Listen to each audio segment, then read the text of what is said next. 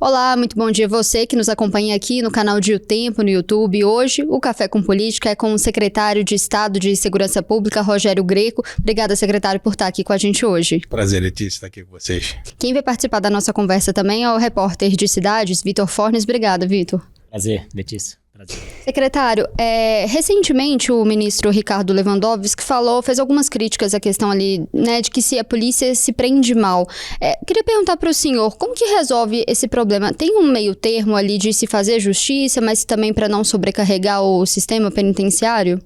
Tem, o meio termo é trocar o ministro, porque foi a declaração mais absurda que a gente já viu em todo esse tempo que eu trabalho no crime. Eu sou originário do Ministério Público, eu entrei no MP em 89, fiquei 30 anos no Ministério Público, e o que a gente vê é realmente assim, a gente prendendo o tempo inteiro há prisões, e a justiça solta por problemas da própria justiça, né? Nem são problemas legais. Então como é que você justifica, por exemplo, você soltar o mesmo camarada 50 vezes? Será que a polícia errou 50 vezes? Então, assim, a gente vê essa declaração do ministro Lewandowski com muita tristeza, porque uma pessoa que é ministro da Justiça e da Segurança Pública dar uma declaração como essa é o final dos tempos.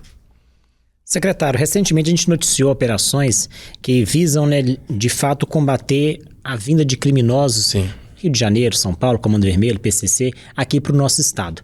Eu queria ver com o senhor o seguinte, como é que a Sejusp observa, analisa essa situação, o que tem sido feito e como reprimir, digamos assim, esse intercâmbio dos traficantes? Então, Vitor, isso é um problema seríssimo, isso é um problema muito grave, que tinha que ter uma preocupação maior, inclusive, do governo federal, fornecendo meios, fornecendo verba para os estados, para fazer esse combate com as facções. Elas cresceram muito. Minas foi o estado, na verdade, do Brasil que menos cresceu. Então, de 2018 a 2020, foi um crescimento de aproximadamente 215% dessas facções. Então, para cá, a gente conseguiu reduzir drasticamente o número de faccionados. E hoje, o que a gente faz aqui? A gente tem unidades específicas, nós temos 6 unidades específicas para prender só faccionados. Por que a gente faz isso? Porque quando você permite que o faccionado se misture, ele se multiplica. Ele batiza as outras pessoas, né, que eles chamam de batismo.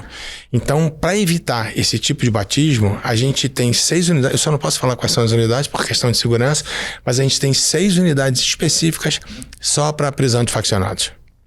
Eu ia perguntar sobre isso, assim, se facções aqui em Minas Gerais se pode ali falar, e como que a polícia, a Sejusp tem trabalhado em conjunto ali com a Polícia Civil, a Polícia Militar, para poder combater esse crime, né, de facções? Então, Letícia, eu digo que a Secretaria tem a melhor inteligência que possa existir, por quê? Não porque as outras não são boas, porque não existe uma inteligência melhor do que aquela que acontece dentro da cela, dentro do sistema prisional. Porque basicamente tudo está ali. Então as ordens são emanadas de dentro do sistema prisional. Então quando a gente faz muitas operações para poder buscar informações, ou com apreensão de celulares, ou quando a unidade tem uma dificuldade muito grande de ingresso celular, eles passam a escrever, tentando de alguma forma se comunicar com o mundo exterior.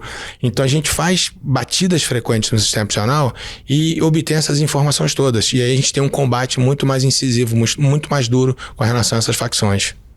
Ainda nesse tema de facções, combate a esse crime organizado, secretário, quando a gente faz essas matérias, a gente sempre entrevista, né, os especialistas, os estudiosos da área. Eles sempre falam da necessidade cada vez maior de um trabalho conjunto, né, de toda a força de segurança. Como é que o senhor avalia que está sendo feito esse trabalho? O senhor acha que ainda temos muito a fazer? Como que é o balanço do senhor a respeito disso? Ô Vitor, isso sempre foi o meu sonho quando eu era do Ministério Público e nunca tinha conseguido fazer. Há 4 anos, quando eu entrei basicamente aqui na Secretaria, a gente conseguiu reunir, na verdade, todas as forças nas operações. Isso pra gente é de uma importância assim, porque o que acontecia até então? A minha instituição, independente de qual fosse a minha instituição, ela desconfiava da sua. Então, quer dizer, a minha instituição, ela sempre era melhor do que a sua instituição. E, na verdade, as pessoas esqueciam que todos nós somos o Estado. Então nós somos membro de um único corpo que é o Estado. Então a perna não pode ser melhor do que o braço, não pode ser melhor do que a cabeça. Todo mundo tem uma função diferente, mas essa função é importante para que o todo funcione. Então, a partir do momento que eu cheguei à Secretaria, a gente começou a implementar essas ações conjuntas. Só para que você tenha uma ideia hoje, Vitor, até a Marinha opera com a gente. Você fala, pô, mas Minas não tem mais, né? O que a Marinha está fazendo? A Marinha faz um trabalho fantástico nos rios aqui. Nós somos, não sei se vocês sabem disso, a maior malha fluvial do país está em Minas. Muito mais do que os rios do norte.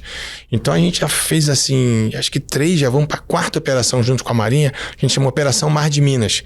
Então a gente opera na represa de Furnas, opera numa série de rios importantes aqui e tem um resultado assim fantástico.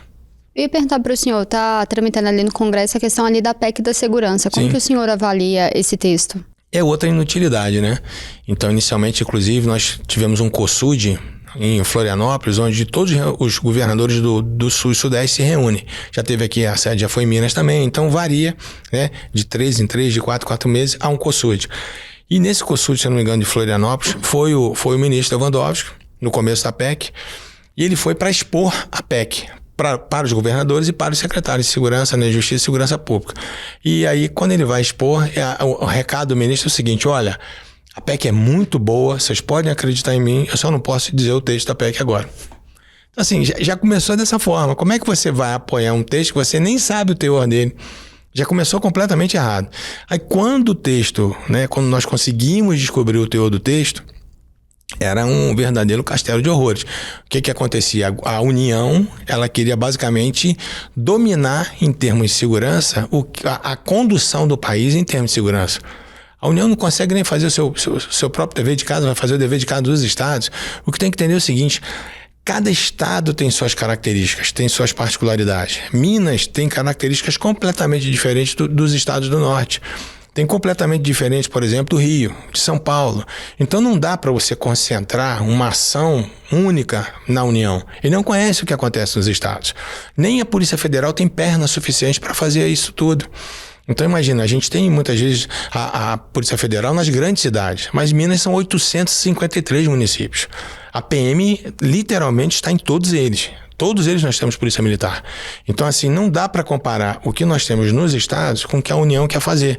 Eles retiraram isso da PEC e agora, basicamente, estão copiando alguns artigos do Sistema Único de Segurança Pública, do SUSP, né? Da lei do SUSP, e tentando agora transformar a Polícia Rodoviária Federal. Não se sabe mais agora qual é o nome, era Polícia Ostensiva Federal, toda hora eles mudam o nome, querendo transformar a PRF. Mas fora disso é chover no molhado. Só voltar aqui rapidinho, secretário, naquele caso do intercâmbio dos criminosos, né, Comando Vermelho, PCC, o senhor falou da questão de uma atuação mais forte, né, do governo federal. O senhor poderia dar alguns detalhes pra gente, como que o senhor acha que deveria ser essa atuação? Claro, assim, os estados não têm dinheiro. Então, por exemplo, Minas é um estado completamente quebrado, inclusive pelo governo anterior. Então, o governo anterior destruiu completamente o estado, assim. O governador Romeu Zema teve uma habilidade incrível para poder, durante esses 2 mandatos, tentar reerguer, votar o Estado, colocar o Estado no trilho e fazer com que o trem começasse a andar, pelo menos. O Estado não tem verba, o governo federal tem muita verba. Então, se ele pelo menos municiasse os estados com verbas, com materiais, nós precisamos de tudo, armamentos, viaturas, dinheiro para poder fazer as operações, que a gente não tem, e eles têm muito. Só que o critério de distribuição do dinheiro, das emendas, de tudo por parte do governo federal é muito seletivo. Ele cria critérios para que cumpra a ideologia do governo federal e você não consiga receber nenhuma verba do governo federal. Ah, se você não fizer isso, você não vai receber aquilo. Não, é isso que eles querem conduzir a segurança pública do país sem saber, na verdade, o que eles estão fazendo. Voltando um pouquinho ali sobre a questão de superlotação em presídios, eu queria perguntar o que o governo do estado, o que a Sejusp tem feito para poder combater essa questão. Hoje a gente tem um déficit, a gente estava conversando, de mais ou menos 25 mil vagas, 25 mil. O governo do estado, assim, eu nunca vi. Eu falei com vocês que eu comecei a trabalhar no Ministério Público em 89. Eu nunca vi nenhum governador liberar verba para construção ou reforma do sistema prisional. E o Zema fez isso. Ele liberou em torno de 75 milhões de reais. Então, nós temos muitas unidades que estão sendo reformadas, outras que estão sendo entregues, estão sendo construídas do zero. Então, a gente está tentando aliviar um pouco esse déficit através desses recursos que vêm exclusivamente do governo do estado. Nós fizemos agora um acordo também com o Tribunal de Justiça, isso vai facilitar muito a gente. Como que está esse acordo na prática? Ele está para ser homologado agora, né, pelo TCE, para que a gente possa efetivamente implementar as nossas novas penitenciárias, né? Então tem também 2 penitenciárias sendo construídas pela Vale, num acordo da Vale. Então assim, o Estado está fazendo de tudo para poder suprir esse déficit que a gente tem, que realmente é muito grande. Só que é importante que a gente tenha o seguinte: Não é um déficit que surgiu agora. Então, o problema do sistema prisional é de décadas, não é de agora. Então, eu nunca vi ninguém falar bem de sistema prisional a vida inteira. Que eu estou no Ministério Público e agora na Secretaria. Agora que a gente está tentando oxigenar, tentando fazer efetivamente que ele funcione. O único estado superavitário, o único estado que sobra vaga no sistema prisional no Brasil é o Mato Grosso. Porque eles conseguiram um critério de construção de unidades prisionais que eles constroem uma unidade prisional em 8 meses para 800 pessoas. A um custo muito mais baixo. Então é isso que a gente quer fazer aqui em Minas também. O senhor falou de construir 2 penitenciárias. Onde que seriam elas? Não, são em várias cidades, na verdade, né? Tem essas 2 da Vale, a gente tem... Aí acabou de entregar o Bar, tem Alfenas. Na verdade, são muitas penitenciárias. Pegando o gancho dessa questão de sistema penitenciário, secretário, a gente tem acompanhado uma mobilização na cidade de Ribeirão das Neves, entre prefeitura, alguns deputados estaduais e a própria população, que estão fazendo a solicitação da desativação da penitenciária José Maria Alquimim. O argumento que é utilizado é que o presídio, por estar localizado ali na região central da cidade, acaba contribuindo para o aumento da violência e para os índices ali de insegurança. Queria ver com o senhor o seguinte, é viável essa proposta de desativação? Vitor, infelizmente não é viável, é completamente inviável. A gente tem, por exemplo, o Ceresp da Gameleira é na Gameleira. E isso não aumentou em absolutamente nada o índice de criminalidade ao redor do Ceresp. Então esse argumento, que me perdoe, ele é falho. Então nós temos uma penitenciária que hoje nós temos em torno de 2.000 vagas. E o que a gente escuta o tempo inteiro, o que nós somos chamados a explicar o tempo inteiro é justamente a falta de vagas. Ou seja, nós temos um déficit de 25.000 vagas. Eu vou fechar uma penitenciária com 2.000 vagas? Seria interessante. Se fosse fechar, ok, eu fecho. O Estado fecha. Desde que as pessoas que propõem o fechamento construam, através de verbas parlamentares, o que for, uma outra com a mesma quantidade de presos. Aí, ok. Agora, fechar simplesmente por fechar, porque é uma penitenciária que está fazendo com que a cidade seja conhecida como uma cidade presídio. Nós temos muitos presídios em Ribeirão das Neves. Então não vai ser o fechamento de uma unidade que vai acabar, com essa, vamos dizer assim, esse adjetivo de cidade presídio. Então, do que depender ali do governo do estado, essa questão não vai para frente. Essa questão é completamente fora de questão para a gente.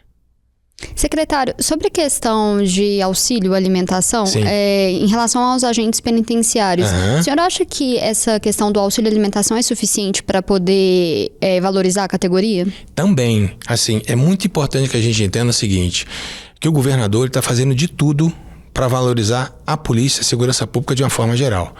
Mas a questão é de orçamento, a questão é de poder fazer. Existe uma lei de responsabilidade fiscal que impede uma série de atitudes que o governador gostaria de fazer. Você imagina o seguinte comigo, eu sou governador e eu posso dar aumento. Eu não vou dar um aumento por quê?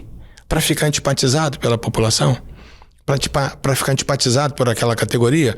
Não é até da própria natureza do político tentar, de alguma forma, adoçar a boca das pessoas para que elas se sintam felizes e votem nele no futuro? O nosso governador não é assim. Ele só faz o que é certo. Então, para tentar ajudar de alguma forma também, nós vemos brigando por isso há muito tempo. Desde que eu cheguei na secretaria, como eu falei com vocês há 4 anos, que a gente vem brigando pelo auxílio alimentação. Mas, felizmente, conseguiu já com algum tempo, mas conseguiu. Então, hoje, ajuda principalmente, por exemplo, as pessoas que têm um vencimento inicial de 5 mil, de 6 mil reais, um auxílio de 1.100 que vai passar para 1.500 reais, se importa em pelo menos 20 e tantos % de aumento, né? E era uma reivindicação antiga e justa dos policiais penais, porque nenhum policial penal queria comer a mesma marmita do preso. Então, assim, era uma questão até de autoestima mesmo, e eu entendo, é justíssimo isso. Então, agora, graças a Deus, a gente conseguiu isso, o governador conseguiu isso, e hoje, os policiais penais não se alimentam mais da mesma comida do preso. Mas o senhor acha que ainda tem margem ali para poder dar recomposição, que é uma das reivindicações da categoria? Então, assim, a minha secretaria especificamente, às vezes as pessoas falam, pô, Rogério, você não dá aumento. A minha secretaria não tem absolutamente nada a ver com aumento, sabe? Isso compete à Fazenda, isso compete à Secretaria de Planejamento. Outras secretarias do governo é que tem a caneta na mão, tem o lápis na mão, que fazem um cálculo para ver se é possível ou não. Então, o que a gente faz é pedir. É sensibilizar, e todos eles são muito sensíveis. A gente tem um grupo de secretários aqui que é um grupo de amigos. Todos nós nos comunicamos, não existe burocracia nenhuma entre a gente. Então, por isso que é um governo diferente. Eu te falo isso porque eu viajo o Brasil inteiro.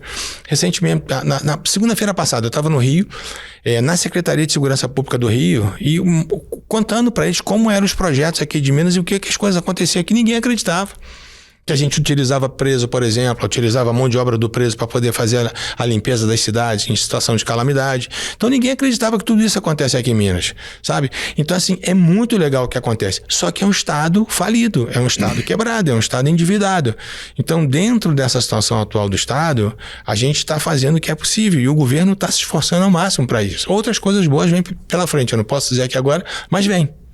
Eu pergunto isso porque as forças de segurança, né, de uma forma geral, incluindo os agentes penitenciários, prometem ali uma manifestação, uma paralisação. Sim. Tem risco de paralisação ali de serviço penitenciário? Mas, se houver uma paralisação, ela é ilegal, ela é criminosa, isso não pode acontecer. Não existe essa proibição na Constituição. Então, se houver, não adianta que você modificar o nome e falar que aquilo ali que eles chamam de legalidade estrita. Deixa eu te fazer uma pergunta, Vitor. Imagina que isso aqui seja uma garrafa de pinga, beleza? O conteúdo dessa garrafa é pinga. Se eu tirar esse rótulo de pinga e colocar um rótulo aqui, cerveja, vai se transformar em cerveja? Não. Então você pode dar o nome que você quiser, que greve é greve. Pode dar um nome de legalidade estrita, pode dar um nome, um apelido que você quiser, que vai continuar a ser reconhecido como greve e é proibido. Secretário, queria ver com o senhor o seguinte, foi divulgado um dado pelo Ministério de Justiça e Segurança que mostrou, né, um aumento de mortes em ocorrências, né, com relação da polícia. Sim. A minha pergunta para o senhor é o seguinte, como é que está sendo feito esse trabalho aqui no nosso estado para que a gente tenha redução da letalidade policial, sem comprometer de fato esse combate à criminalidade? Então, Vitor, aquilo que eu falei no comecinho, hoje a gente vive um problema grave com relação às facções criminosas. E felizmente a nossa polícia ela é muito combativa. Então eu convivo, como está acontecendo com o Rio, por exemplo, como teve até então a DPF 635, que agora acabaram mudando um pouquinho o entendimento da DPF, que tinha proibido, né, a incursão da segurança das polícias nas comunidades cariocas. E aí o que aconteceu? As facções cresceram assustadoramente no Rio. Ou a gente entende essa situação, olha, deixa o bandido pra lá, não vamos confrontar, porque é melhor não ter o confronto, não ter letalidade policial, ou você prefere um estado seguro? Então, o confronto, ele só depende do bandido, ele só depende do criminoso, porque a polícia não vai pra atirar, a polícia não vai pra confrontar, só que ele não se entrega, então ele vai pro confronto. Então, quando ele vai pro confronto, o risco é grande. Então, ele, na verdade, é o criador dessa situação de risco, e a polícia só cumpre o seu papel. Secretário, a gente já vai caminhando para o final da entrevista. Eu queria perguntar para o senhor, como que questão de enfrentar crimes contra as mulheres, como que está essa questão ali na secretaria? O que tem sido feito? A gente tem uma subsecretaria de prevenção, a SUPEC, que lida especificamente com essa situação. Por que prevenção? Porque no que diz respeito à violência doméstica, no que diz respeito ao feminicídio, são crimes que, como regra, são praticados dentro de casa, dentro de famílias, dentro de relacionamentos. Então, isso aí é uma mudança que tem que acontecer de cultura. Essa cultura machista, essa cultura covarde com relação à mulher. Então, por exemplo, se você me falar assim, Rogério, como é que eu vou diminuir a violência aqui em Contagem? Nós temos aqui uma ganguezinha aqui, nós temos uma facção lá. Opa, nós vamos atacar esses camaradas aqui, a gente vai reduzir o número de homicídios. Beleza. Agora, como é que eu reduzo a violência dentro de casa que não seja através da prevenção, que não seja através da conscientização? Então a gente tem as nossas unidades específicas para isso, que vão em escolas, né, vão em todos os lugares, levando, né, informação com relação ao absurdo que é uma violência contra a mulher. Secretário, obrigado por estar aqui com a gente hoje, sempre muito bem-vindo a voltar agradeço. Mais vezes, tá? Obrigado, prazer enorme estar com vocês aqui. Obrigada, viu, Vitor? Prazer, satisfação. A gente fica por aqui, mas você encontra esses e outros conteúdos aqui no canal de O Tempo, no YouTube e no portal otempo.com.br. Até mais!